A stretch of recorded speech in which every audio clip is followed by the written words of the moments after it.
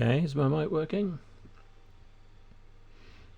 Wait, that's still saying stray. Mic working? Yeah, it is working.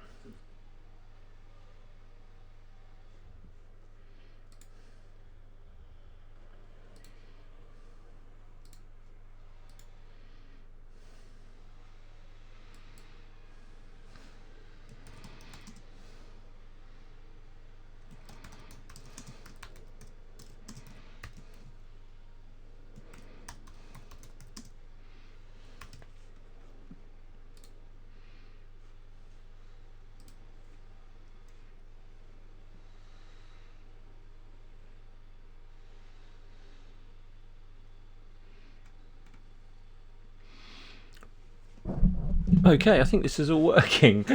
I think you'll have to excuse me. This is my first time streaming live when it's not gaming, so it's a pretty new experience for me. So I've got all my OBS set up with all my crazy windows all over the place. I've got two versions. This is the digital screen version, and then I've got like a live drawing version, which I've also got set up here. But this is really just a test to see if I can get this set up and working properly, and I think I might just about be there. So welcome to the first episode of The Drawing Room. So Countermeasures is a YouTube channel that I talk about a lot of things to do with design. I'm a designer myself. I've worked in design and advertising since 1999, which was a long time ago, and I've been working in and around London for a very, very long time. Lots of different clients, lots of different experiences, and you know, I'm also a mad gamer. I love my gaming, so I've always primarily used Twitch for recording gameplay and then obviously republishing them on my YouTube channel. And you know, I've got a little following. It's not very big, but that's okay. I'm fine with that. You know, I'm not breaking any records, and it's more of just of a sort of little hobby on the sideline, and you know, it's generated some work for me, and I enjoy doing them, and I thought that I might take it another step forward, which is what this is. So aside from being a designer and working in advertising, I am also an illustrator, and I've always done and produced like art and design, graphics, and illustrations and drawings. And when I was younger, I used to draw a lot of comic books. And then I got to about 18 and 19 and realised that I had to get a real job. So I kind of moved into the design industry, and I've been, you know, personally, I think I've had a great time working in the design industry. I still work in the design industry, and I love it. And I've been relatively successful. I've had some good projects over the times, good clients, and you know, blow my own horn, blah blah blah. Anyway, the point is that during the lockdown, I moved back towards doing more illustration in my spare time because I had so much of it, and I was put in contact with a writer who was looking for an illustrator for his comic, which is Pugs in Space. I've got something to show you here, which are these guys. So we produced a comic during the lockdown, which was about these two little pugs that kind of, you know, go on all these adventures, and I did all the illustrations with the writer, and well, he wrote it, and then I illustrated it, and then for issue 2 we you know, I got the opportunity to maybe sort of have a little bit more involvement in like stories and things like that. We're currently working on issue 3, which has been really, you know, it's going okay. Comics are, you know, sometimes they are doing really well and sometimes they're on a downward trajectory, and now I think they're kind of, you know, graphic novels are sort of more popular than your kind of periodicals. I think people consume them in different ways now, not so much always in print like when I was younger, and I always prefer print, but you know, people do consume them on their tablets as well. So I just feel that, like, you know, there's a whole new avenue of being able to reach people through digital media, but also, you know, I'll always lean on the side of print because that's what I enjoy. So off the back of the Pugs in Space work, we also got to do this really good job, which was for Danger Mouse, which was last year. Again, I basically, the person I wrote with, worked with on this, he wrote all the articles, and it was basically, I don't know if you can really see that very well. I should probably do this properly another day, but just to sort of cut through, I did all the design work and all the illustrations, and you know, I got to do all the kind of Danger Mouse stories, and there's 3 little comics in this, and it was just a real pleasure to work on that. And off the back of that, I then kind of thought, well, I have my design clients and my advertising clients that I've worked with for a long time. I run my own business, by the way, which is Deadline Creative. And that's been going for like 14 years. And I just decided that maybe I might try and do something myself, kind of picking up a little bit of pace for those other two projects. I've got a publisher interested in maybe looking at what I'm doing, going forward. They have said if I had any ideas about stuff to contact them, and I've spoken to them about what my project what this will be moving forward, and hopefully it will turn into something. Now, the project itself is going to be a 5-issue limited series. This is as I'm seeing it now, 48 pages an issue. So overall it'll be, by the time it's finished, and not including your kind of intros and outros and stuff, it'll probably be around 220 pages in total. And I basically I've been writing the story for about 4 or 5 years, like noting things down, things that I'd like to do, characters and, experiences, and maybe other books that I've read that I like that have springboarded me into other areas. And that's kind of been going on for a while. And then I thought, right, well, last summer I would sit down and try and start fleshing out an overall look and feel, and a kind of concept of what the story beats are, etc., etc. And I haven't really written anything since, like, story-wise for quite a long time, but I did find that I got quite into it quite quickly and really enjoyed doing it. So a long story short is that off the back of all of the ideas for the 5 issues, I've written the first 2. The first one is final draft, which I do have here somewhere. There's a final draft kicking around somewhere. I should probably have that closer to hand, really. Oh, actually, I think I've packed it, but it's on a shelf. So I have a final draft of that. So I actually have now a structure of a script with the acts within that story to start putting the actual first issue together. Now, during this whole process, during the last sort of 4 or 5 years, I've just been doing nothing but I've always got my notepad, so I just do nothing but kind of little scamps and sketches. It's easy to keep in my bag when I'm kind of out and about and doing all this stuff. So there's lots of things like that, just lots of ideas and logos, characters, and kind of identity work for the comic book and what it's going to be called, etc., etc. So that's now got to a point where I have to start kind of bringing this all together. The script's written. I've got my characters more or less fleshed out for that issue, certainly, but for the latter issues I'm still working on the kind of styling for those.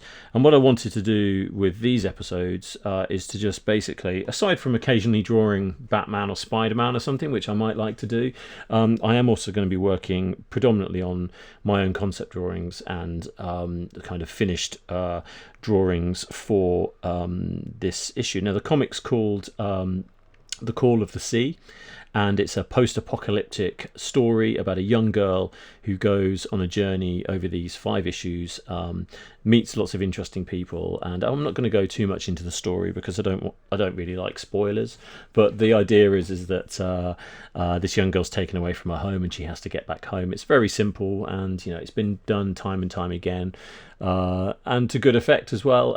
I've always liked those kind of stories of people in the wilderness trying to return home, so I thought that maybe I would do something along those kind of lines, and that's where the development for this came, and that's kind of what I've been working on. So I'll stop talking now, because what I'm actually going to do is ink this chap here, who I've got I normally do everything kind of, sketch everything in pencils and everything first. 9 times out of 10 when I'm doing these streams, I'll actually be doing pen and ink, but because this is just a test screen, what I wanted to do was just get everything set up so I can see that it's working, and basically just kind of finalize this character here. So this character is one of the he's the antagonist. He has this kind of weird sort of like infection thing all over him. In the future, there's been a lot of issue with climate control, climate change, etc., etc. And part of that is that people have become like infected with all these weird and wonderful diseases, which have kind of mutated into all the characters looking slightly different. Some have got like kind of crab arms and that kind of Lovecraftian style of humans fused with kind of fish and and other animals. I quite like all of that, and it makes it for an interesting illustration if you're not just drawing people's faces all the time, just smiling and chatting. There's something a little bit more intriguing and a little bit more off the wall. So what I'm going to do here is I'm now going to basically use this iPad Pro to draw up a better version of this illustration. So yeah, I'm probably going to go quiet for a little while because that's what I do, but feel free to message me in the chat room. I mean, I'm not really this is my first time doing anything live like this, so it's going to be interesting to see what the kind of response is. I normally get like a fairly decent amount of views on YouTube, but I'm not claiming to be the next PewDiePie by any means, but I am interested in doing a little bit more of this. So yeah, let's crack on. So what I've got here is my pencil drawing, which I've scanned in. I then have my layers, which I've got a rogue. Let's put another layer in there, and then we'll dump that one.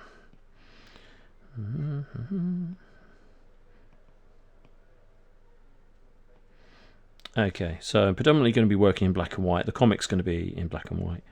We're going to look at some brush pens here. So I'm just going for the straightforward brush pen. Let's have a look at that. He's a little bit heavy. I'll just change that down from 60 to probably around 45. It's probably about the right weight. Yeah, that'll do for the moment. And what I'm going to do is I am just going to knock him back a little bit. So I'm just going to take him back just a tiny bit, like that. And that still gives me enough of an outline to work with, but without actually, I'll be able to actually see what I'm doing. Right, so we're going to go into this, switch our colours. I think, is that my razor? No, that's it. It's been a while since I've used my old iPad here, so I am catching up with myself as well, so that should be interesting. Right, so I switched to black. And now let's just, the great thing about using an iPad is that, and I do have a Cintiq, massive, great big digital screen over there, which I do use as well.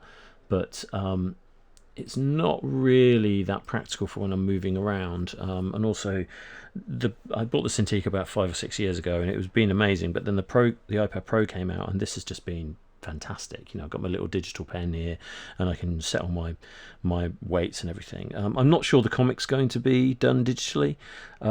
Maybe there'll be some digital work in it, but I kind of like the kind of real pen and pencil, pen and ink kind of finish. So well, I guess we'll see what happens with that. So right, let's get to work.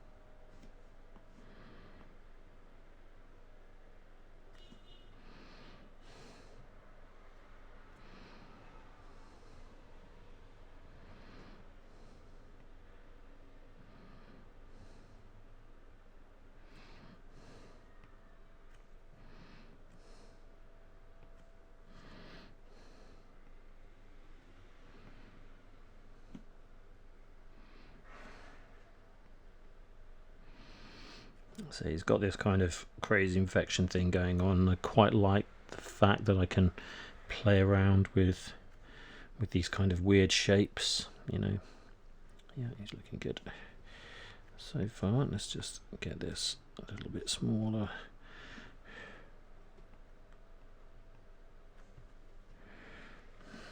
I don't always like my comic books to be too photorealistic. I like things to be a little bit more,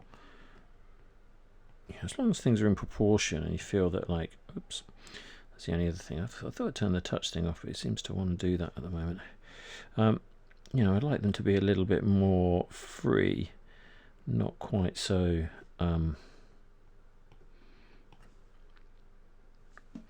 not quite so regimented and realistic. It doesn't have to be like that all the time. Yep. Now, let me just see the settings on that.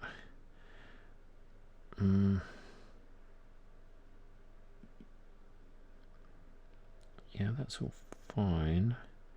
What I seem to have got going on here is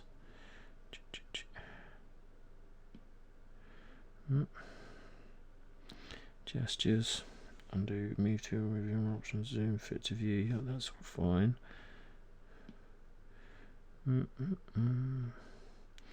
Yeah, I seem to be able to draw with my finger again for some reason, which is annoying, but I'll have to look at switching that off. I'm sure I'm only going to do that like 1,000 more times.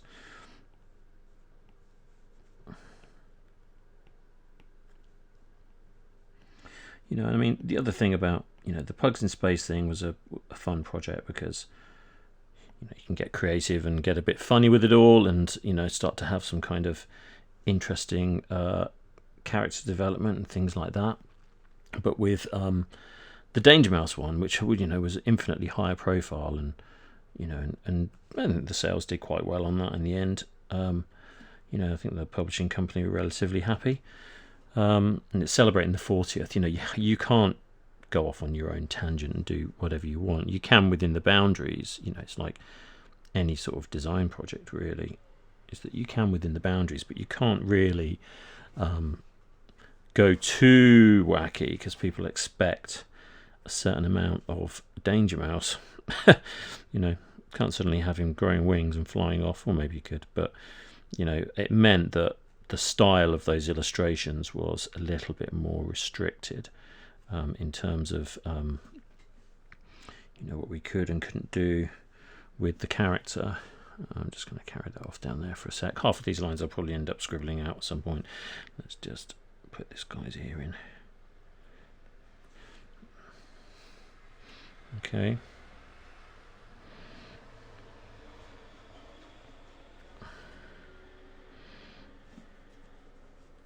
I hope this is all still streaming okay.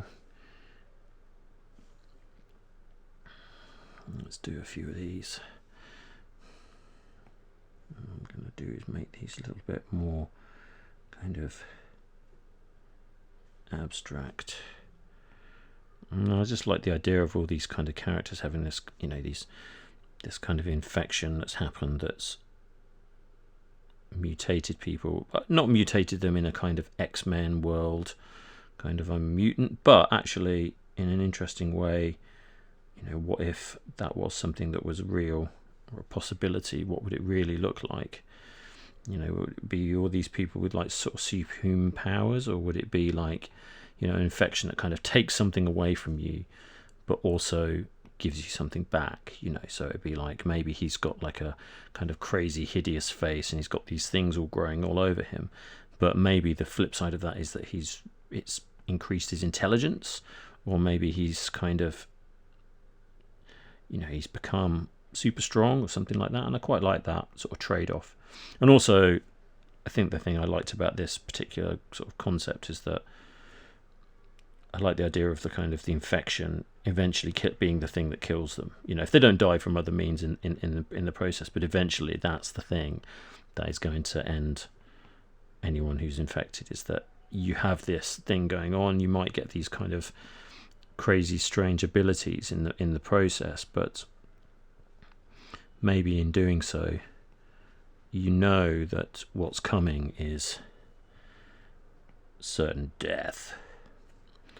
I love a bit of post-apocalyptic storylines, and character discussion is something that, you know, conversations within comic books is something that I think's massively overlooked. I think people that don't read comic books just think they're just kind of these kind of flights of fancy and sort of made up people flying around all the time, but actually some of the best comic books are the ones that have, you know, great dialogue between the characters.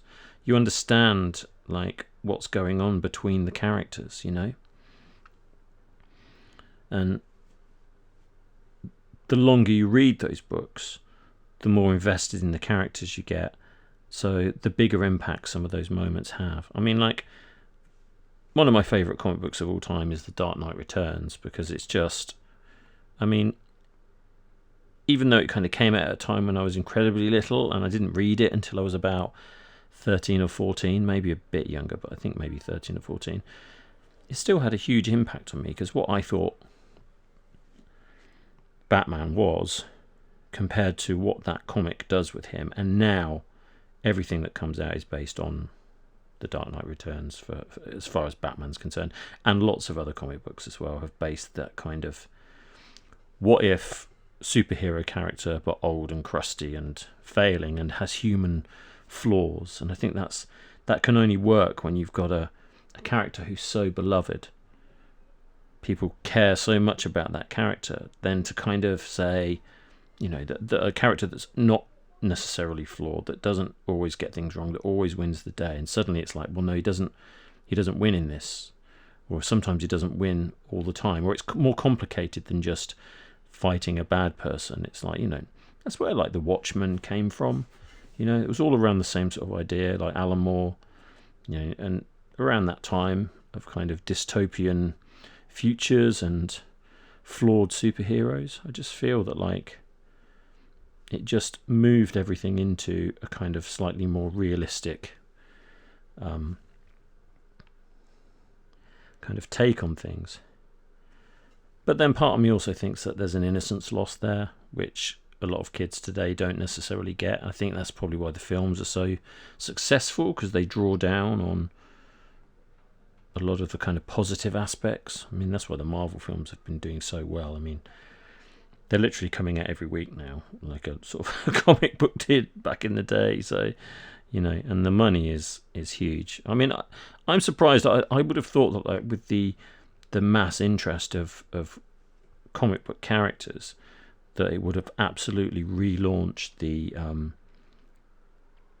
popularity of real comic books. But the truth is that I don't necessarily. I mean, it's probably had an impact, and a positive one, but I don't think it's done what it could have done. Those films are good, but I think like a commitment to a monthly or weekly comic is,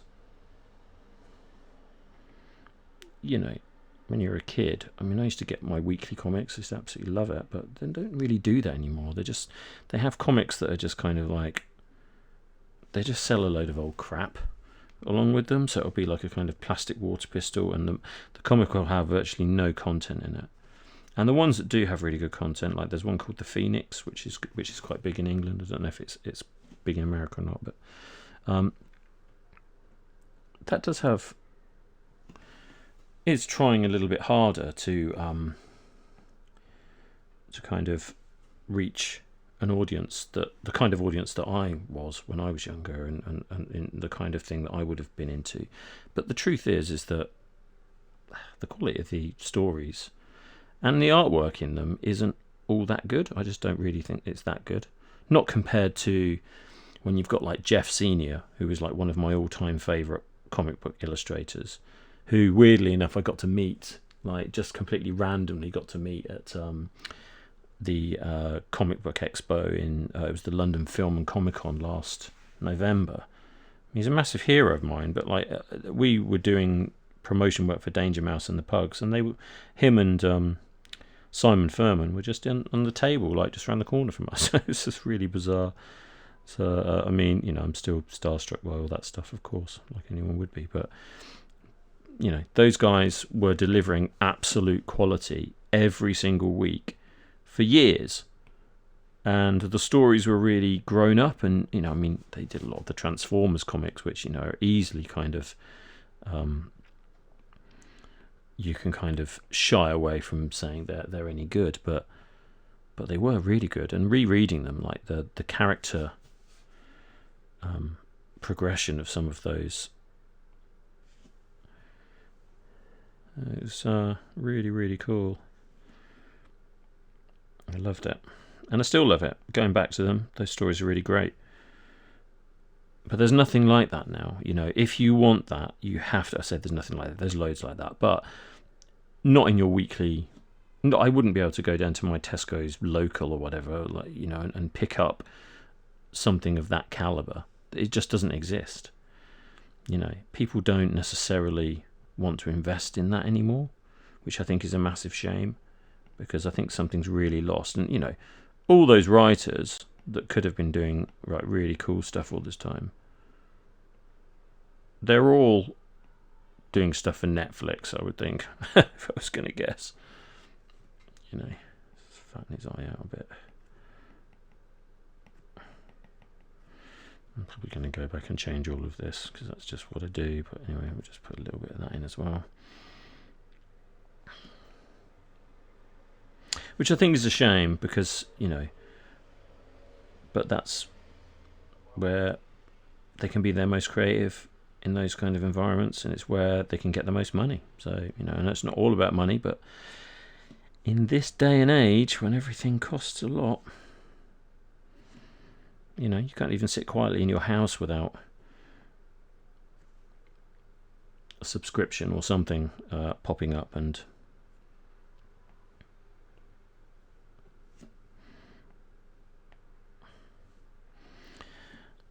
taking your money. Take my money. Okay, so I'm just basically outlining in a little bit more definition. Like I said, this isn't actually for anything particularly final. This is just a character that I'm working on that I kind of need a better definition of what he is for my references. He's starting to come together. He looks a little bit A-level, but whatever. I'm not finished yet. We'll keep working on him. And that's what it's about. Time. Just put the time in. If you put the time into anything, then you just eventually you'll be successful at it. How much time depends on how good you are. Some things I'm good at, and some things I suck at. And then it's about whether or not you can hang in there. I don't like to quit if I don't have to.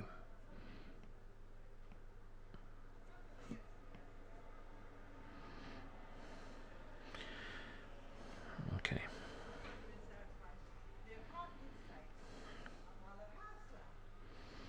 Mm-hmm.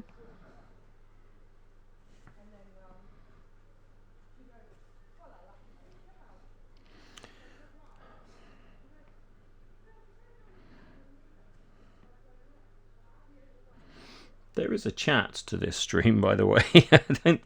There's a couple of people watching, but hello, if you're watching. Which I'm happy to kind of respond to, of course.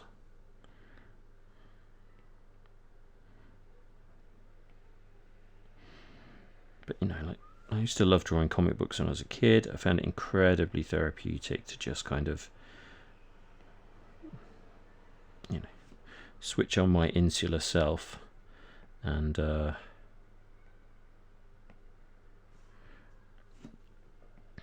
just sit and write stories and draw characters. It was fun. And also, there's a part of me when I was younger that thought, well, actually, maybe I might do this as in the future, you know. And then as you get a bit older, you just kind of think, well, actually, you know what? I think maybe that sounds like a dream that might not happen. It's incredibly hard to get into this industry, let alone being any good. And even if you are really, really good, it's incredibly hard to get into. So much competition. And you also have to have a mindset and a work ethic. And they don't always go hand in hand. I know really good illustrators and designers that just do not have the work ethic. And that is half of the skill set, unfortunately. Doesn't matter how good you are. If you're not going to put the time in, see you later. You're not going to last. Vice versa, you put all the time in you like, but you also have to master something. Otherwise, you're also not going to last. Because there are people out there that can do both. And they will. For sure. Okay, this is starting to come together. Just wondering at what point I can switch this back layer off. Yeah, he's sort of getting there. He needs some work still. Yeah.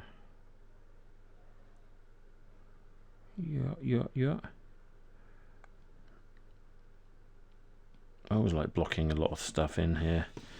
This is something that I like doing. Oops. Oh, you. Let's go back on you. Let's turn you off. Okay.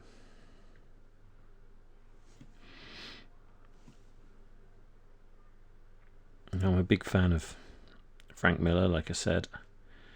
He's the OG, of course. Right, so what was that? We were on 21 on the brush pen. So let's just up the game a little bit. Let's go hard round. And we're going to stick that right up because I want to block in some of this. And that is the good thing about digital, is that you can really fill out a lot of this surrounding space super quickly. In the old days, you just put X's on everything, and then the inker would come along and do that. You'd have a penciler and an inker, and that still is something that's very, very common these days. But for me, I feel like, and I always have done, that a lot of the really good drawing work that illustrators do often gets lost in the inking process.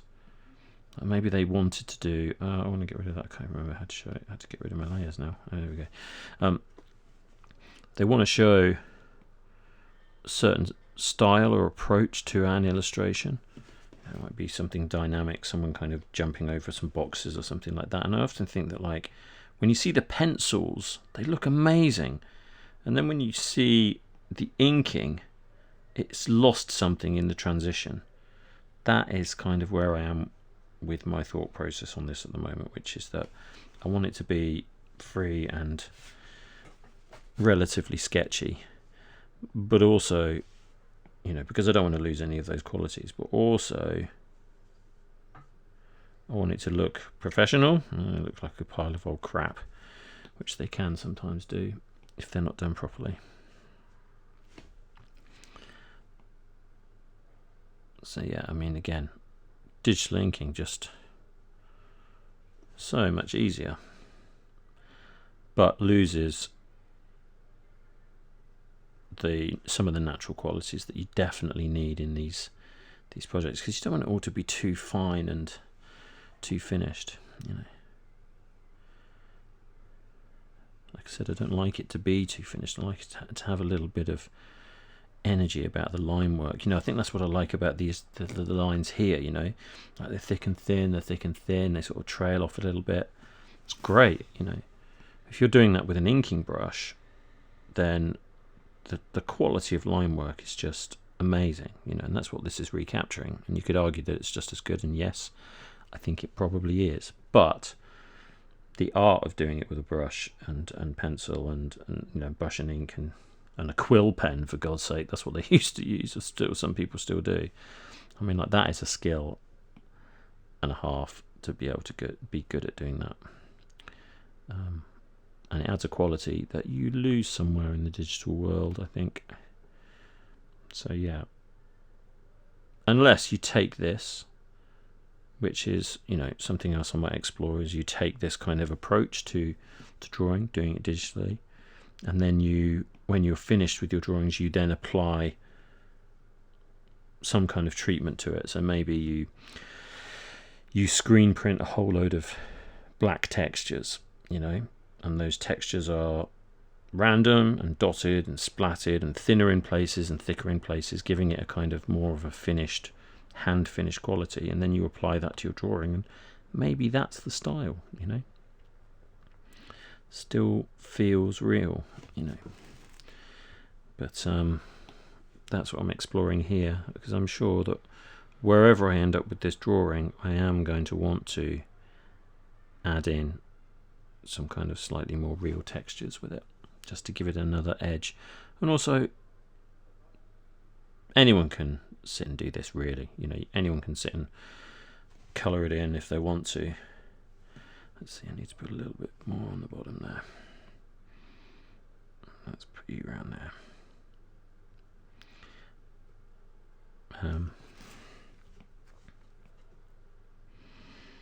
But I've got a lot of drawing to do, you know. I've got potentially like 200 odd pages to draw up for my comic book, and I want to kind of get the style of it right before I really draw any of the final images, you know. I mean, I can do the pencil work. In fact, I can draw the whole lot out in pencil, no problem. What that's going to look like, the compositions for the... And that's something that I'm going to be doing on these drawing rooms as well. Just 'cause I think I've got to do it, and It's nice to be able to share it, as much as nobody wants to see it. Well, here it is. Too bad. Yeah, but also record it because I like looking back over some of my things I've done before and seeing if they're any good or things I could maybe do better. I mean, this is essentially just colouring in, but I'll get back to the line work in a sec. Some people would do all of the line work first. I don't want to go too into that just yet, because what we're going to do, I think, we're going to split this guy in half, just like this. Okay. And we're going to block all this in. See, like I was saying about the Danger Mouse stuff, I mean, that was really fun to work on all of that. I got to do a little bit of writing. I got involved with the comic strips, actually doing the story more or less for the last comic, with the main writer obviously having the kind of final editorial say, if you like. But I got to put a lot of my own ideas into it, and I also got to write a couple of sections of the actual anniversary special. Like I did like an interview with Baron Greenback, which was quite fun. And it was fun, but like I said, you're kind of restricted by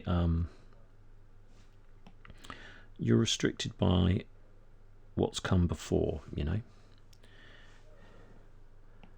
and the style and the writing of what's come before. Whereas when you're doing something for yourself, like, forget it, you can just do whatever you like, whatever takes your fancy, Yeah, this is getting there. Right, let's do something crazy. Oh my gosh, it's the lasso tool. Look out. Did that go in at 100%? Did now. Sometimes it's a double tap on those fills. I don't know why. I noticed that before. Could be a setting, maybe just one feels like a kind of, it's feathering the edges or whatever, but it seems a little. Hello, where's my pen? Are we good?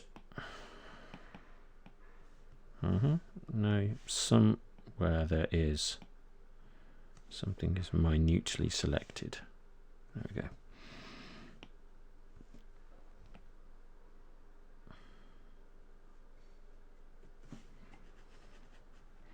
Yeah, so when you're doing it for yourself, you can just kind of dictate the style, but that in itself is a difficult decision. I mean, the writing, you can keep changing to the last minute, and the kind of compositions, when you're at that stage, you can keep rubbing out and changing as much as you like. But it comes a point where you'll have to commit to a style, and I think that's the bit that I'm struggling with at the moment, is that I'm not convinced that I'm at a point where I like the style of what I'm doing here. I love doing stuff digitally, and I love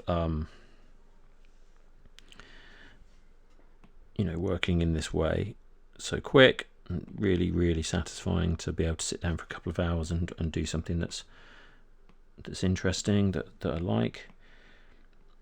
But the style of it is something else. I think it's, with this digital one, I'm going to explore the next sort of step from this is, am I screen printing every sort of illustration that I do like this onto paper and then rescanning that back in to give it a kind of earthly quality, or am I taking these black and white drawings that are much more kind of highly detailed and using those as the basis for pen and ink, or am I going to do it in a completely different way? I'm kind of still messing around with that, and that's kind of what I'm here to find out, really, is what that style is going to be.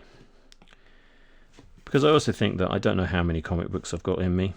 I love being a designer and always have done, and comic books were always something I did as a kid, and I enjoyed doing them, but at some point I just thought, you know what, there just isn't enough time in the world, even though I still kept up with all my reading, whenever something new that was good that came out. And I mean, I keep going on about Frank Miller, but you know, John Romita Jr. and all those guys, if they brought anything out that looked remotely good, I was you know, still in touch with it, but I just wasn't considering it as a career really. It's so time consuming. It's fun, but it is very, very time consuming. The edges on that don't seem too good.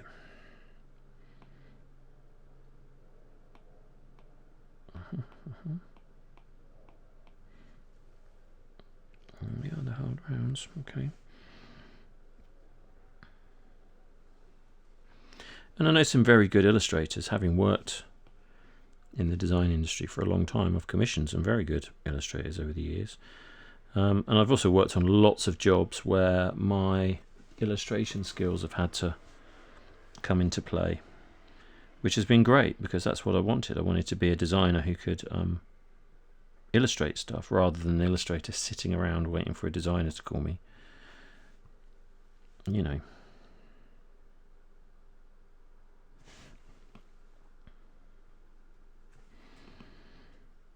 And that's worked out quite well.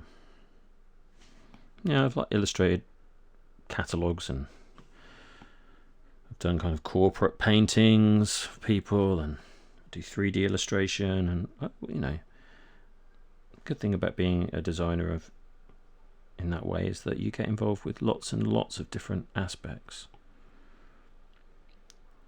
Keeps it fun, fresh.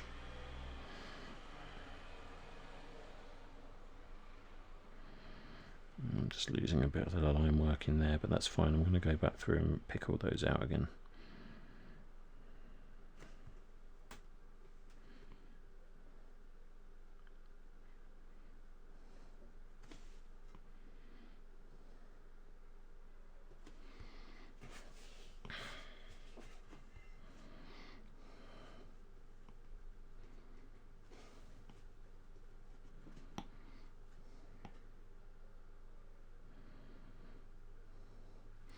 I guess I probably should have a cut-off point for this test. I shall probably just randomly stop in a minute. That'll probably be how it goes.